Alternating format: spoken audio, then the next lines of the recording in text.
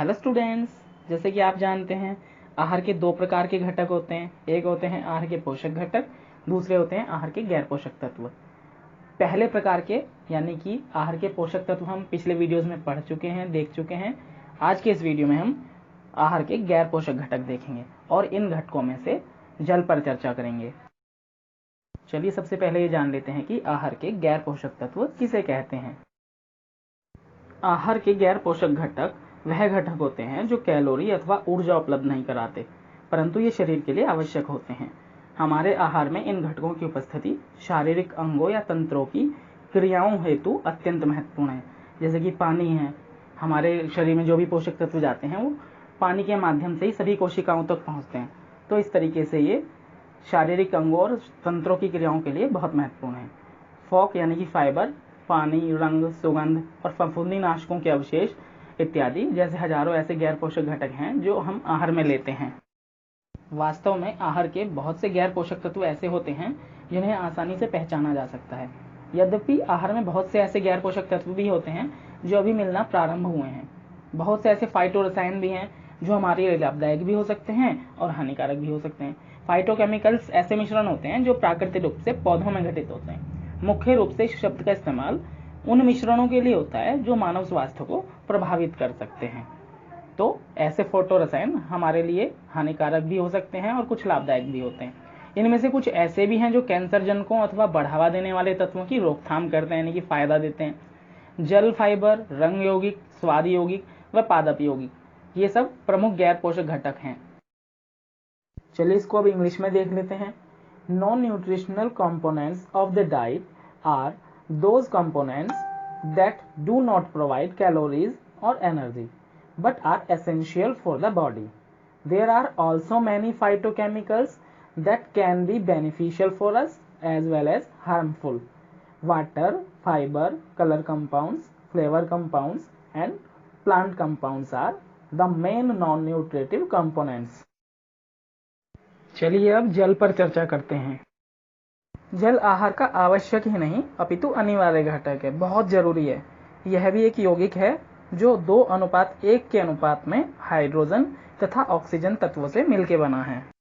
हमारे रक्त में 90% पानी होता है। जल के द्वारा ही पोषक तत्व शरीर की विभिन्न कोशिकाओं तक पहुंचाए जाते हैं।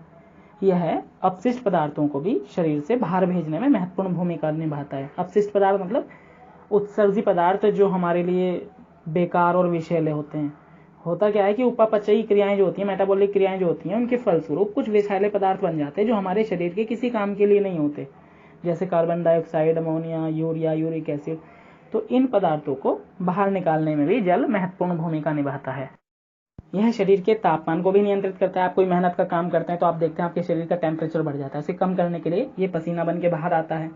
यह विभिन्न रासायनिक प्रतिक्रियाओं हेतु भी आवश्यक है। शरीर में सजीव कोशिकाओं के अंदर विभिन्न प्रकार की जैव रासायनिक क्रियाएं होती रहती हैं जो कि सजीव की वृद्धि एवं विकास, प्रजनन और अनुकूलन के लिए बहुत आवश्यक है। यह शरीर की उपापचय हेतु अत्यधिक आवश्यक है। सभी जैव रासायनिक क्रियाएं जो है हमारे शरीर की, उनको संयुक्त रूप से उपापचय कहते हैं, यानी कि मेटाबॉलिक क्रिया कहते हैं। इन्हीं के परिणाम स्वरूप हमारी वृद्धि और विकास होता है और जो व्यर्थ के पदार्थ होते हैं जैसे carbon dioxide, ammonia, urea, uric acid वगैरह, ये बाहर निकाल दिए जाते हैं। हमारा शरीर जल के रूप में प्रतिदिन शरीर के भार का लगभग 2% छोड़ता है। शरीर में जल की कमी की पूर्ति जल पीने के द्वारा तथा अन्य खाद्य पदार्थों को ग्रहण करने से हो जाती है। यह एक स्नेहक के रूप में भी कार्य करता है, त्वचा में नमी बनाए रखता है तथा शरीर की सदमे से रक्षा करता है। सामान्यतः 20% जल की आपूर्ति भोजन के द्वारा तथा 80% जल की आपूर्ति जल पीने से होती है। हमारा भोजन भी हमें जल की आपूर्ति कराता रहता है। हम सलाद अगर खाएं तो सलाद में 95% तक पानी हो सकता है। ब्रोकली में, सेब में, दही में, इनमें 80% तक पानी हो सकता है। चावल में भी 70% तक पानी हो सकता है। तो इस तरीके से 20% जल की आपूर्ति हमें भोज्य पदार्थों से हो जाती है। बाकी पूर्ति हम पानी पीने के द्वारा कर सकते हैं। अगर हम पानी को ज्यादा पी लेते हैं तो यह शरीर के द्वारा बाहर निकाल दिया जाता है और साथ में इसके विषैले पदार्थ भी बाहर निकल आते हैं। बाहर निकालने को उत्सर्जन कहते हैं और हमारे उत्सर्जन तंत्रों द्वारा ही बाहर निकाल दिया जाता है। शरीर से इसका विसर्जन विभिन्न तरीकों से होता है, जैसे मूत्र, विष्ठा यानी कि मल, पसीने तथा सांस छोड़ने के द्वारा निकाले गए जल वाष्प द्वारा। आप देखते हैं सर्दियों में जब सांस लेते हैं, जल वाष्प सी बाहर आती है।